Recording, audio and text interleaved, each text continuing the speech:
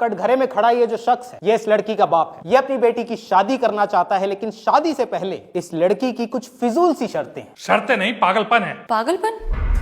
लाखों करोड़ों रुपया लोग शादियों में खर्च करते हैं, क्या वो पागलपन नहीं है?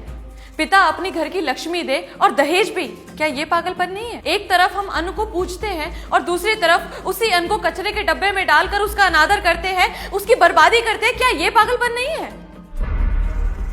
शादी शादी ना होकर एक स्टेटस सिंबल बन गया है। जिसके पास जितना पैसा उतनी पैसे की बर्बादी। लाखों रुपया शादियों में खर्च कर देंगे, लेकिन वहीं अगर आपकी शादी में एक गरीब आदमी आकर खाना खाता हुआ पकड़ा जाए तो उसे मार पीट कर इतना जलील किया जाता है कि मानो आपकी 4 चांद लगी शादी में उसने एक धप्पा लगा दिया। ऐसी शादी को मैं शादी नहीं मानती हूँ जज साहब। इसलिए शादी के लिए मेरी अपनी कुछ शर्तें हैं। क्या शर्तें हैं तुम्हारी? शादी में दहेज ना दिया जाए। लेकिन दहेज तो लड़के वालों ने मांगा ही नहीं है जज साहब। AC, cooler, TV, washing machine, 5 lakh रुपए और एक गाड़ी, ये सब क्या है पापा? ये सब बेटी हम तुझे दे रहे हैं, लड़के वालों को नहीं।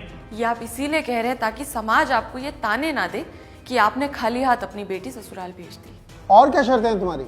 शादी के कार्ड ना छपवाए जाएं। तो लोगों को शादी में कैसे बुलाया जाएगा? केवल घर परिवार के लोग ही शामिल हो और उनके लिए कार्ड छपवाने की कोई जरूरत नहीं है। उनको न्योते और भी तरीकों से भेजे जा सकते हैं। और क्या शर्तें हैं तुम्हारी? शादी किसी बैंक्वेट हॉल में ना कराई जाए, किसी मंदिर या साधारण से आश्रम में हो। इसकी कोई खास वजह? वजह सीधी है जज साहब। बैंक्वेट हॉल में डीजे होता है, वहां पर लोग नाचते हैं, गाते हैं, शराब पीते हैं और लड़ाई झगड़े करते हैं। मंदिर में ये सब नहीं होता। वहां डीजे का शोर नहीं होता, वहां घंटियों की मधुर ध्वनि होती है। वहां पर शराब नहीं होती, वहां प्रसाद होता है। लड़ाई झगड़े नहीं होते, आस्था होती है।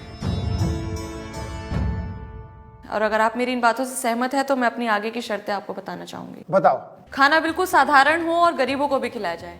किसी के साथ भी पैसे या किसी भी वस्तु का कोई लेन देन ना हो। इन शर्तों के साथ कौन शादी करेगा इससे? अगर मेरी शर्तों में आपको कोई गलती, बुराई या त्रुटि नजर आ रही है तो आप मेरा विरोध कर सकते हैं, मुझे कोई आपत्ति नहीं है जज साहब। लेकिन क्या तुम्हें लगता है कि तुम्हारे ऐसा करने से लड़के वाले शादी के लिए हाँ बोल देंगे? पता नहीं जज साहब, पर मैं इतना जरूर कहना चाहूंगी, अगर वो ना करते हैं तो मुझे इस बात का जरा भी दुख नहीं है। इन शर्तों पे कोई शादी नहीं करेगा तुझसे, फिर क्या करेगी? जिन लड़कियों की शादी नहीं होती, क्या वो कुछ नहीं कर सकती हैं पापा? आपको तो मुझ पे गर्व होना चाहिए कि मैं समाज के उस बदलाव के बारे में बात कर रही हूँ जिससे दहेज, घरेलू हिंसा, आर्थिक समस्याएं जो शादी में रुकावट पैदा करती हैं, उनको जड़ से खत्म किया जा सके। ये सामाजिक संतुलन की एक सीढ़ी है जज साहब। और मैं कोर्ट से ये अपील करना चाहूंगी कि शादी के लिए कुछ ऐसे नियम, कुछ ऐसे कानून बनाए जाएं जिससे समाज की ये कुरीतियां खत्म हो। पहले भी लोगों ने सामाजिक व्यवस्था को बदलने के प्रयास किए हैं और उन्हें पागल घोषित कर दिया गया, पर आज उन्हीं प्रयासों को, उन्हीं बदलावों को सही ठहराया गया है। शायद, हो सकता है मैं भी उन पागलों में से एक हूं जज साहब। That's all my Lord.